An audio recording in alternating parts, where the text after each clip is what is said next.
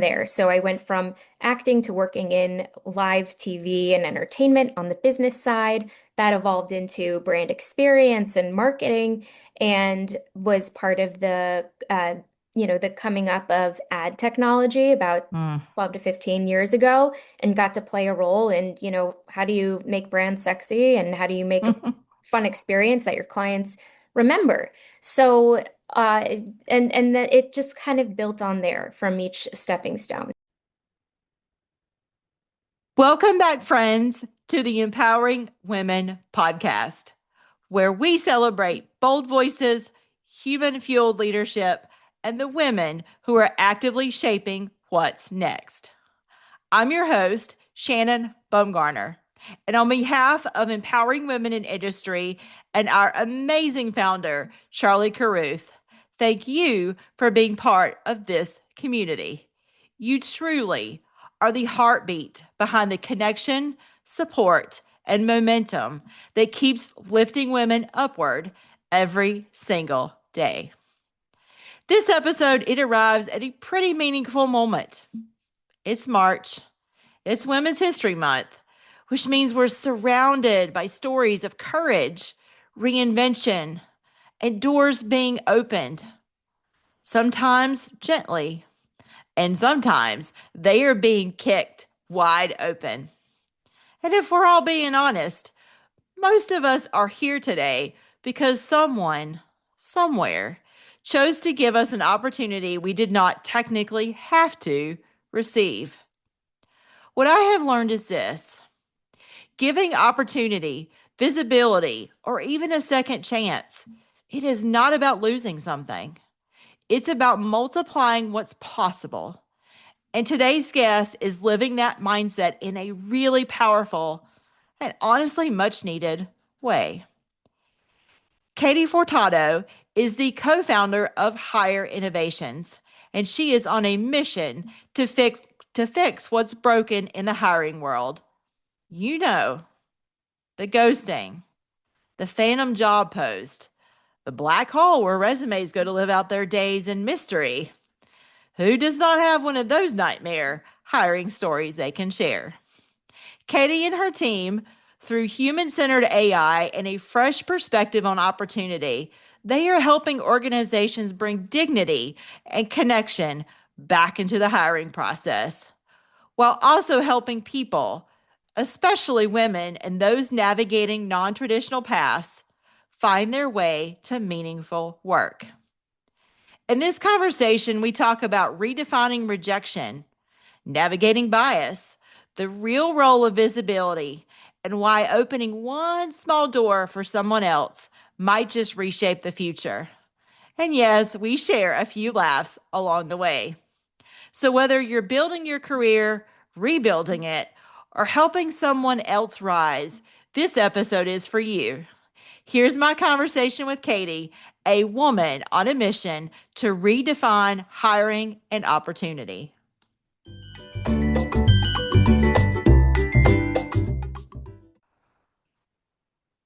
Welcome, everyone, to the Empowering Women podcast. March is Women's History Month, and this year's International Women's Day theme is Give to Gain.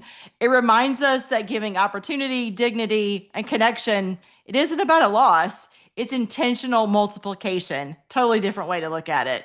And today's guest is living that truth in a very powerful way. Katie Fortunato is the co-founder of Hire Innovations, where she's working to fix what's broken in talent acquisition. And can I get an amen to that one? She is challenging ghosting, the phantom job post, and systems that forget there's a human on the other side of the screen.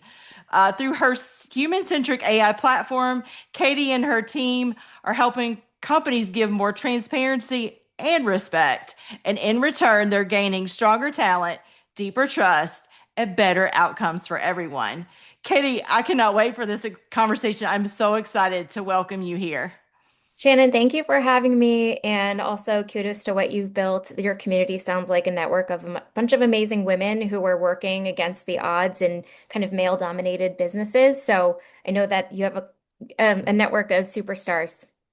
Yeah, we do. On this podcast, we have a network of superstars, and they need your message. So let's dive right in. So Katie, I like to start with your story. So before you were fixing a broken talent system and building these human-centric AI platform, there was you before that, I'm guessing. What were some moments, either career highs, frustrations, or maybe even failures, that lit your fire that ultimately led you to co-found Hire Innovations? Sure. Well, I didn't follow the typical path of a technology founder. In fact, I sort of love that about how I've arrived here. Mm, But I started out as a bright-eyed, aspiring actress earlier in my mm, career, which I developed off of a childhood passion. And that was the path I had always dreamed for myself. And I think what they don't tell you in school, I went to a fine arts college, but what they don't tell you is one, how to get the job, and two, how to make a sustainable lifelong career. mm, Because it doesn't matter how much talent you have, that's not the thing that guarantees you the job. And I was watching the Sunday Morning with Carrie Coon, who's extraordinary, by the way, but mm, she was talking about the same thing that she could only return to Broadway and get cast for that role after being on The White Lotus. mm, And so, the economics of that industry is totally not aligned with skill and talent. And mm, so I had that realization very early on in my trials. I wanted to do more. I also had other ambitions. I had other skills that I wanted to do, and started testing different roles and careers that felt adjacent to my interests. And it built from there. So I went from acting to working in live TV and entertainment on the business side. That evolved into brand experience and marketing, and was part of the coming up of ad technology about mm. 12 to 15 years ago, and got to play a role in, how do you make brands sexy and how do you make a fun experience that your clients remember? So, and that it just kind of built on there from each stepping stone. And now I am very passionate about the work that I'm doing. I have felt the frustration of being a job seeker and applying to thousands of jobs and not getting anywhere. I have felt the frustration of trying to build my own LLC and found that I very much didn't like getting the work. I liked doing the work. That's the comfort that I think a full-time role gives you, is you don't have to be spending 50% of your time marketing yourself. So all of these learnings led me to want to help others. And also at Hire Innovations, for me, this is a family business that I was joining for the first time 2.5 years ago, and felt my calling to help progress the mission Mm. and be part of the next generation of figuring out, what does that mean? How do we connect to work? I love that. How do we connect to work? And then you're talking about being an actress, and I thought about how getting hired for a role is probably very much like an audition in many ways. Not ever done it myself, but I could see some parallels there. It absolutely is. So, as I mentioned on the intro, the International Women's Day theme is Give to Gain. I would imagine that in talent acquisition, giving can feel a little risky. You've got time and how transparent can you be, opportunity. How have you seen generosity in hiring actually multiply value for companies and candidates? Well, one thing I'm particularly focused on is what happened to etiquette in the hiring process. Mm, And I can't remember a time where I've received a message back from applying into a role that I found on a job board, say, where I got a reply, even if it was a rejection. Nothing. I just ghosting. And this also was the premise for us wanting to start a new company, was, well, how do we bring back some of, like, digging in, why is that? Because companies are spending, if they are always hiring, they are spending a lot of money to get people to apply to the jobs, and then to not treat them with etiquette and just integrity. Thank you for applying. You are not a fit. We'll keep you on file, is so easy, especially with all these applicant tracking systems, and they automate it. But the problem is even deeper. So that's all happening because of this innovation with technology across the board. There's bots, there's deep fakes, there's bad actors, there is spam companies. If they haven't on the receiving end of that updated their systems and how they're keeping up with the pace of technology, they're not replying because they're looking at the top 10 resumes that they see first. And by Mm. the way, when you receive thousands of job applications, for the employer, there's a cost to email those people over and over again. So Yep. this is where we started in concepting one of our new companies we're bringing to market now. And the whole premise was why, how can we give the employers ROI on that marketing spend? And how can we bring the human charm back into this very important piece of our lives? Without jobs, we can't Yep. do everything else we do. So it all started with reframing rejection and saying the employer saying like, "Hey, we regret to inform you, we are not going to be moving forward your application. However, we found these 5 jobs that look exactly like ours through our partnership with JobStream or whatever Right. they end up calling it. And we invite you to apply to those." And some Hmm. people look at that and say, well, wait a minute, this looks like a competitor. It doesn't matter because all these companies have the same databases. But that intent and that willingness for the brand to say, like, let's build a relationship on your career success, and I want to make that happen, is going to go a Mm. lot longer than not responding, not hearing back, or just, you know, closing the circle with courtesy. So that's where we started with our new product. Yeah, I love that because you're saying, I'm sorry I have to close this door for you, Hmm. but here I'm going to give you some potential other avenues to reach your career potential or to go a different avenue. I love that Hmm. because it's giving back. So and the funny part is if I were on the end of that and later on this theoretical company came back and had a role that I was interested in or they approached me, I'd be much more likely to give them a listen, right? Next time, for sure. And, that's your next step as a job seeker. You're going to the job boards anyway. You're going back to your search. You're going back to the next thing. And why not have the support there? So I think that is exactly the gain, the give to Yeah. gain. Yeah, I love that. Um, I was so excited to get your pitch to be on this podcast, to be really honest, because I feel like you're challenging an industry that's plagued by, and you've mentioned this, ghosting and bots and phantom jobs, and it all feels very impersonal and transactional. So, from your vantage point, what's the human cost of this broken hiring system? And if you don't mind, tailor your response to women, maybe early career talent and women in underrepresented groups. So I'm thinking about those people who are a bit more on the margins. So, if you're someone who's on the margin, what you need to know about what's happening now is there are AI automations built into these applicant tracking systems, and they're looking for keywords on your resume, and they're looking for patterns of your career history. They're also looking to your social media. So, I'm amongst my peers, there are lots of them who have taken a hiatus from the workplace to raise their children, take a step back at those critical early years of development. And the applicant tracking systems see that time gap, and honestly, they're prioritizing other candidates because what they're looking Oh, for is wow. the continuity of your career. So there's a bias, and that is also not the only bias. That's just one that I can think of off the top of my head here. But you have to know what these biases are, and also knowing like that job description is just information. The next step is to apply. That's your first step, but then the work to do comes after that.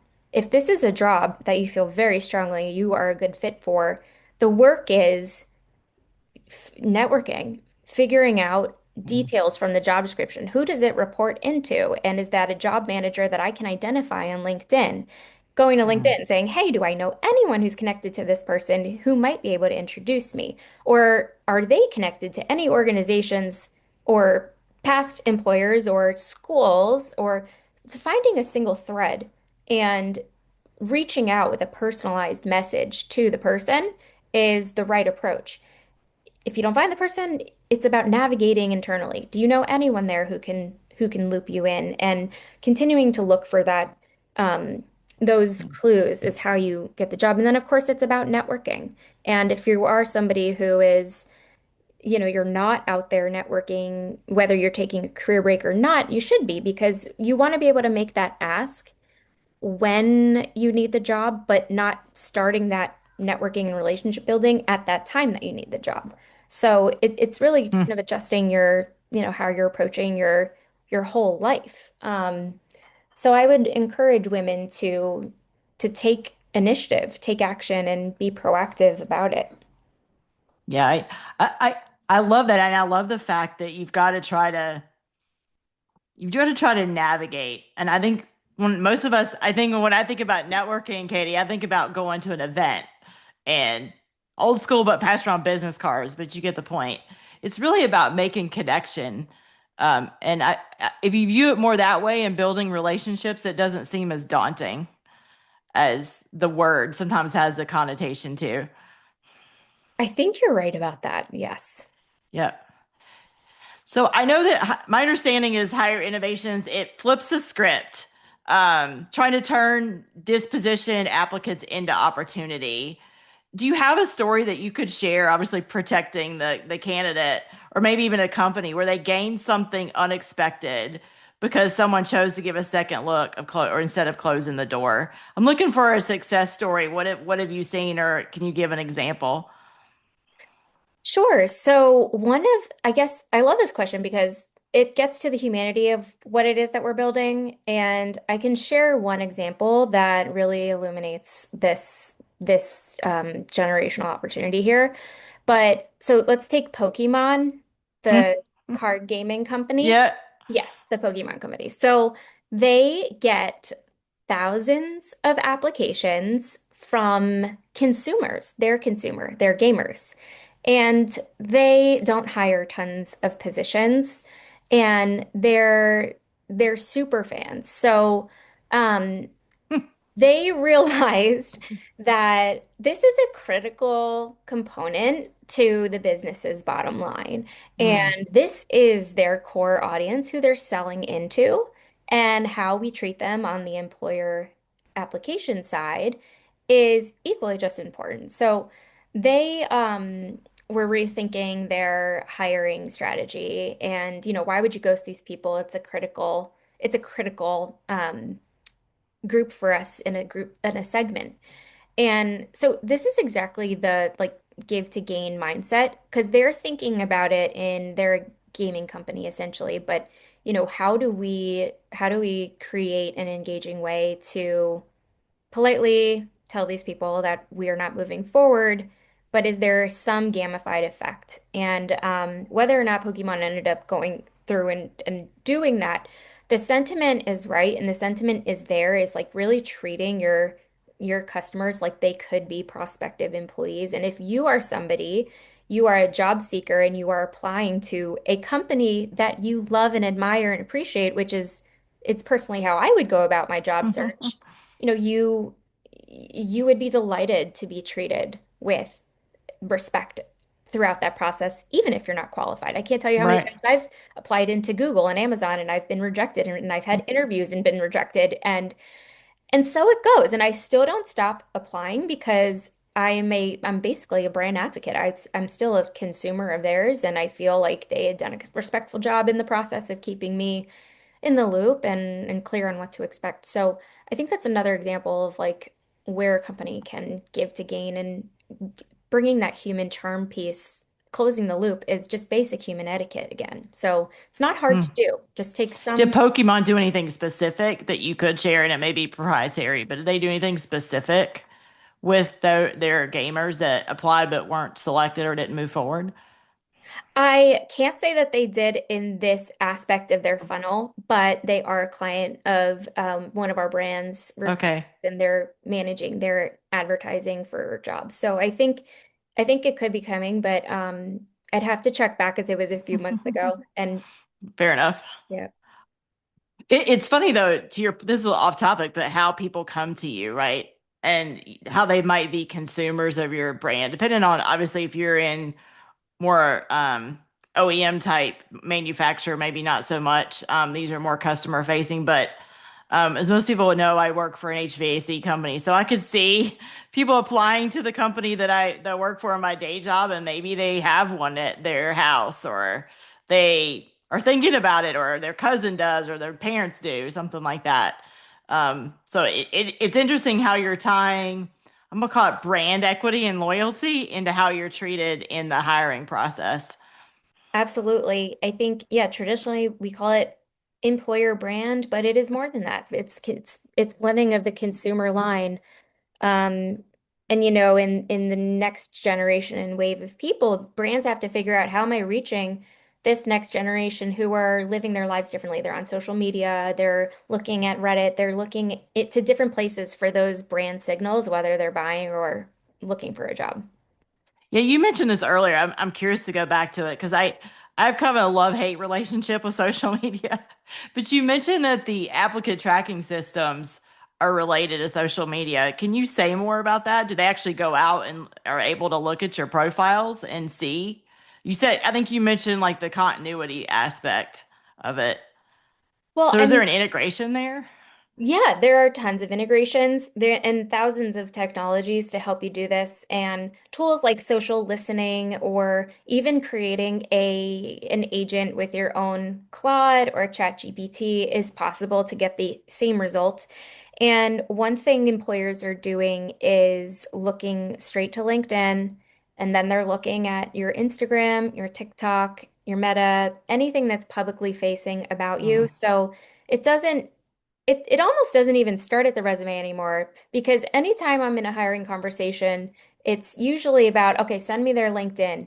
And I don't love that because LinkedIn, some people are not always keeping up with their digital presence because they're not an active job seeker. And they don't need to be on LinkedIn. And that right. doesn't tell the full story, but that's what's making many first impressions, no matter what the role or the company. So I'd encourage anybody who has not established a presence on LinkedIn, is it something that represents your personal brand and are you proud of what it says about you? And then same with LinkedIn and this or other social channels. And this is something that I'm Interesting. always coaching the next generation on. You, anything you put out into the world is discoverable now, and you cannot put your personal integrity and brand on the line. And Mm. I don't know who's educating kids on this, but it has to be reinforced because you could be 15, 16, and something resurfaces that is going to one day make an employer's decision if you should be hired or not. So, Oh, and that's scary because if you're 15, I'm a little bit an older person, so social media wasn't a thing when I was 15, but mm-mm. I mean, we all do stupid stuff when we're 15 and 16, right? We just don't know better. And to know that that can be tied to you when you're 25, let's say, or 22, that's scary. 100%. The level of accountability now though is so much greater. Like those kids are logging in, they're saying, I accept these terms and conditions, and who really reads those anyways, right? Yeah, exactly. And then who's the one taking, I mean, I think it's the parents and the schools of like, how do you educate what is ethical and do this, not that. And it's even changing even more with AI and how we're Mm, using like the digital interesting. well-being of our next generation is something we're flying by the seat of our pants creating. Interesting. So, well, speaking of social media, I know my understanding is your platform or your suite of companies meets Gen Z and millennials really where they are, which is on social media. I'm a Gen Xer, so I'm a little bit not as adoptive, I'll call it. Um, how do you think meeting people where they are reflect the give to gain mindset? And what are companies still getting wrong about the next generation of talent? So let's start with the first part. How do you feel like meeting them on social media helps them with give and to gain?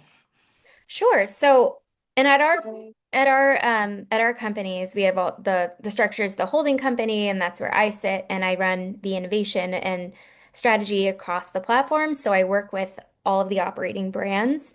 And one of our brands called Recruitix is made a big bet and doubled down in what is called social at scale. So It's for job visibility and distribution. What that means is bringing the employer's jobs to the social media platforms in paid advertising.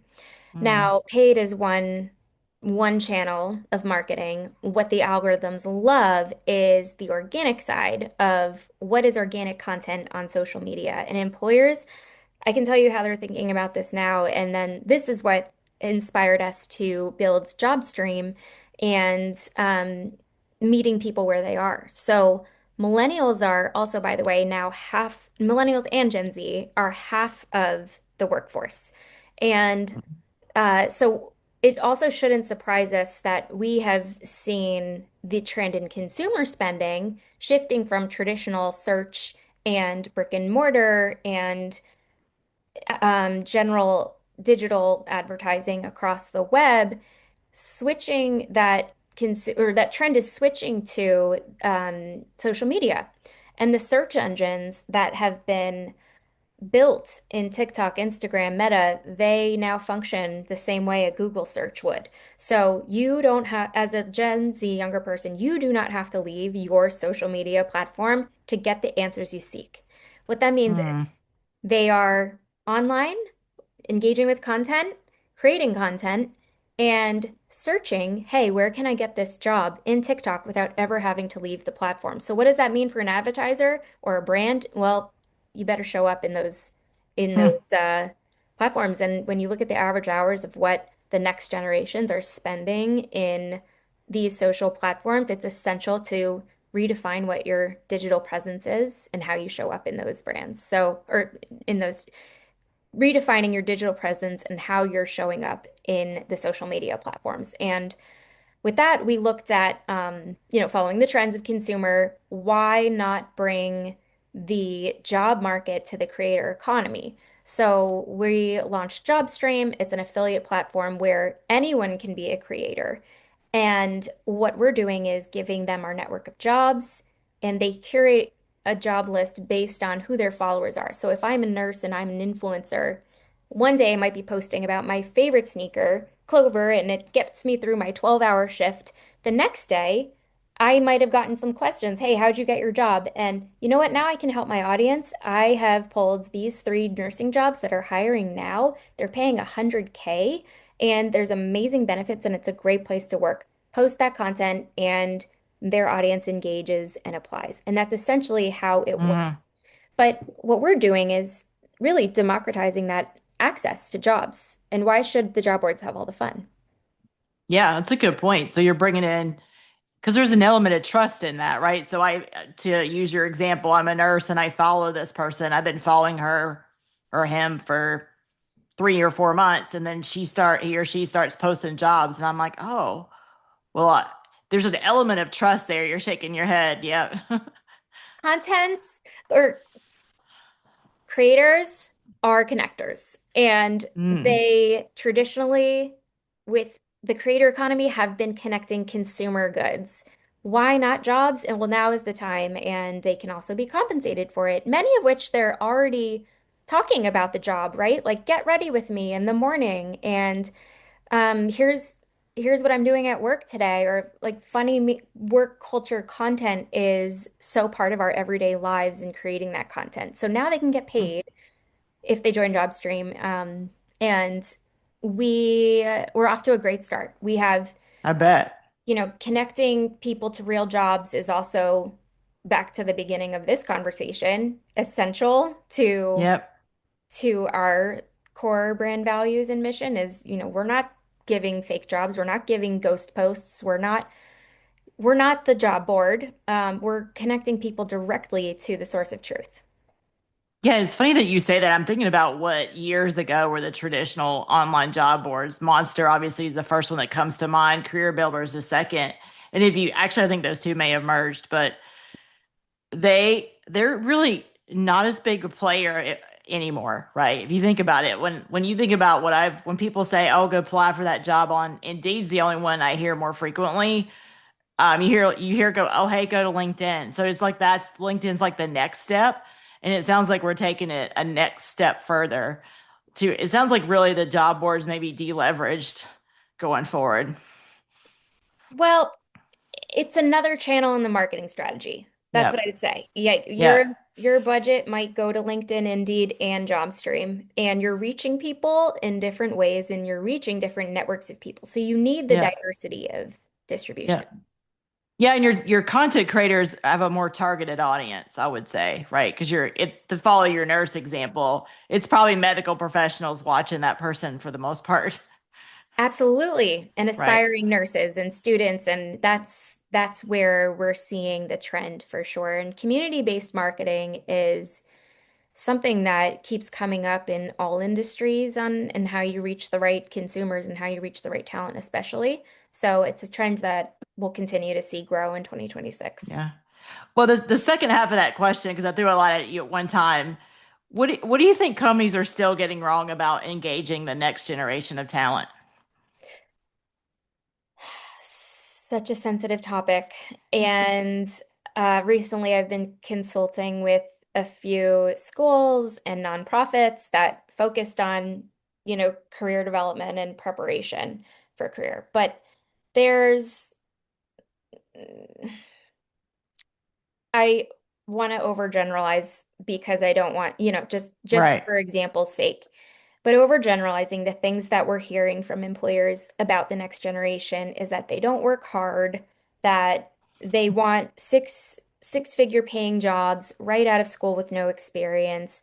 They expect the title, they expect the compensation, and they want the flexibility to work from wherever they want. Although I will say, when surveyed, the next generation, many of them want to be back in the office. And Yeah, they crave the community. I my last role prior to the one I'm in now had a younger talent, and I think they really crave the community of people.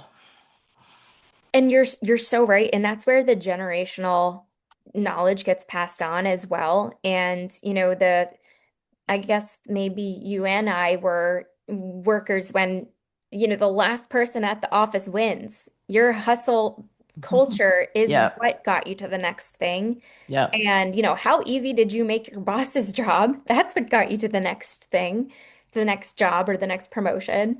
And the culturally, employers don't see the next generation that way. So there's But I think probably they're challenging us. I'm saying us because I am a little bit more mature in my career. I think they're challenging us to think about it differently. How do you see the next generation challenging you? I'm so curious too. I think challenging, I think purpose is very important to Yeah. them. Like what I'm spending 40-ish hours a week here. What is the purpose? Like what am I gaining individually for purpose? And then how am I contributing to a greater purpose? I can see both of them. I think they're challenging it. Um, I think the generation behind me, the millennial generation, has really helped with the flex work. And I think that's caused a lot of us to pause and say, okay, how can we work differently? Take COVID off the table for a second. They're challenging us to say, okay, how can work life be more integrated versus this whole balance conversation? Those are the two that really come to mind for me. I think they're also digital natives. So I'm a Gen Xer, so I wasn't a digital native. So they're challenging me on how we can do processes better. I come from a larger organization, so you got a lot of bureaucracy, and they'll ask a lot of good questions about, well, why do we do it that way? Can't we shift this to a different platform? Can't we take this, that, and the other out? Those are the three things that come to mind for me. We're seeing the same thing on next generation looking for purpose and being part of something bigger. And I think that's the answer to employers, taking a look at what is your cultural identity. And, businesses should be doing that anyway because they should be using their platforms for positive change and doing business for good. So it's a great exercise to go through and kind of goes back to that employer brand. What is your employee value proposition?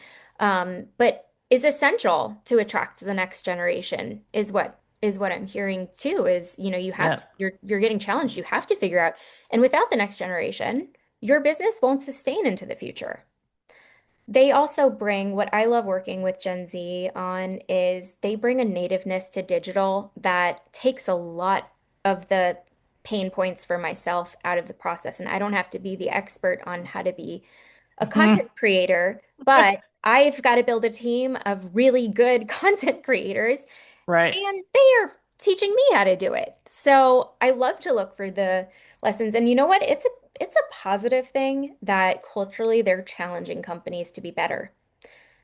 I think Yeah. it's great. And I think, in launching our new business, getting the mission tied to the core revenue of the business was step one for us. And, I feel like we've done a good job at that. And that's also why we're seeing like the younger online generation adopting and taking it up. So yeah, no, I think, companies also are just, they're not thinking about marketing to the next generation. And that Mm.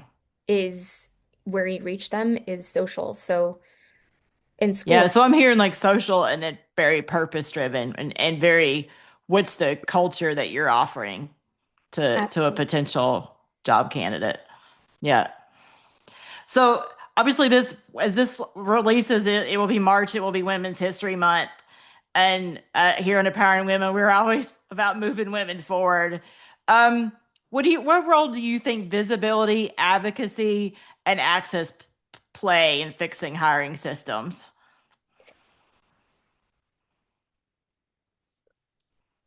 So I've been on the candidate side, I've been on the manager side, and lately as an entrepreneur, I'm on the women in tech side, and I fully understand the odds here. There's about 2% of people who I identify with in my industry that have founded talent technology. And so, I really understand this problem and think about it constantly. So what I've learned is giving the visibility and access doesn't diminish the power, but multiplies it. And the Mm, legacy lesson here is every door that I can look at in my past that someone's opened for me is someone who didn't have to do it. They went out of their way. They saw a spark or wanted, wanted to see me be successful and went out of their way. And that I think is what differentiates people when helping with their careers. So mm, it's my turn to do the same. And, building this platform of JobStream of our mission is to connect as many people as possible to job opportunity through social networks is, why we're doing what we're doing because it needs to be done. And we champion and as a whole industry or and as a whole company, really, the workforce equity and having a more compassionate approach to that hiring. The mm. systems that you mentioned, they're not working. So we have to rebuild, we have to innovate, and that's what's going to determine like who gets the opportunity tomorrow. So, I always tell other people that that visibility is free to give. You just have to be intentional about it. Yeah, I love that. I love that you're giving back. You're finding out we have some probably women in tech people listening to this phone, and they probably just said amen on the other side of the ear for what you just said. Well, I know we're getting close to the end. So to close us out, I like to get some final pieces of wisdom and advice from our guests. So for the women listening, either leaders, founders, maybe recruiters, or job seekers. What's one give to gain action you'd encourage them to take this month that could ripple far beyond their own career? So give to gain isn't just a theme. It's also a way of living. It's a legacy. But every opportunity that I would, if you are listening, think about every opportunity you've been given, and it was somebody who gave it generously to you. They gave you the job, they gave you the time and the opportunity to interview. So, how can us women of this generation give to the next generation? Mm, And the other thing is, if I'm personally thinking about longevity, sustainability in my own career, it's learn how to use AI, automate yourself before someone automates you, is what we love to say internally because it doesn't mean no AI is going to take your job. It's not, but the person who knows how to use AI in the function of your role is going to take your job. Sorry, I'm not talking to you, Shannon, but I Yeah. mean generally. Yeah. Yep.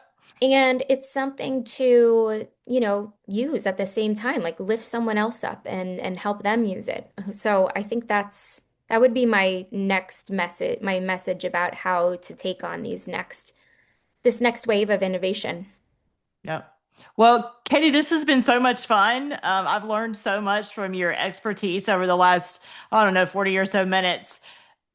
Where can folks find you? On social media, I'm sure, but if folks want to learn more about you and what your work is, where can they find you? Sure. So about me, I'm on LinkedIn, dash Katie Clark Fortunato. Please connect with me, follow me on TikTok. I'm at Hire Innovations and I post job content and open jobs. And then, yeah, our job stream platform is open to creator applications. And it'd be really fun to have a couple women from your community who might like to join and see what it's all about to kind of put that give, give to gain into practice and helping to Yep. connect their followers and their networks to jobs. Yep. So hopefully we can enable a few more connections. I know. And thank you so much. It was wonderful to connect to you. This is the first time we've had a chance to meet. So it was wonderful to meet you. Thank you, Katie, for your time. We really appreciate it. And happy Women's History Month and International Women's Day. Thank you, Shannon. Thank you for connecting these women. Absolutely. Well, folks, we will see you again in April. Bye, everyone. What a meaningful way to wrap up this conversation and put a bow on another fabulous Women's History Month. Katie reminded us that opportunity is not just something we wait for, it's something we create, it's something we extend, and sometimes it's something we reopen for someone else. One moment of our conversation that really stayed with me was when Katie said, visibility is free to give. You just have to be intentional about it. Sit with that for a second.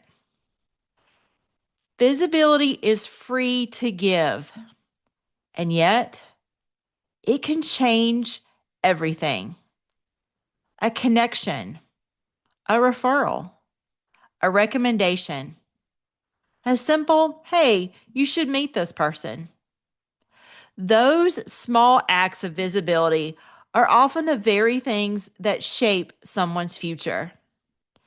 It reminds me of this quote from Melinda Gates. When we lift up women, we lift up humanity. And that's really the heartbeat of today's conversation and of this community. So here is your call to action. Give someone visibility. Recommend a woman for an opportunity. Share someone's work. Make an introduction. Help someone be seen. Because as Katie also reminded us, giving the visibility and access does not diminish the power, but multiplies it. And if you're someone who loves connecting people to opportunity, there's a really unique way you can put this into action. Katie shared a platform called JobStream, where trusted voices can help connect their communities to real job opportunities while continuing to uplift others in meaningful ways. You can learn more or explore being a career creator or a career influencer using those links in the show notes. It's a little something special for this amazing community of connectors. And speaking of this amazing community, if you're new to the Empowering Women podcast or the Empowering Women in Industry community, welcome, welcome, welcome. We are so glad you are here. You'll find links in the show notes to connect with Katie, explore the new world of hiring, and continue this conversation. And I have one small favor that makes a big difference. If this episode encouraged you, share it with someone who might need a reminder that opening a door for someone else never closes one for you. Please subscribe, leave a review, or share it with someone who needs this message. That's how these stories travel. That's how community and connection grow. Until next time, keep lifting, keep connecting, and keep redefining what's possible. That small spark within, it just needs a little oxygen to become your fire within. Until next time, have fun, everyone.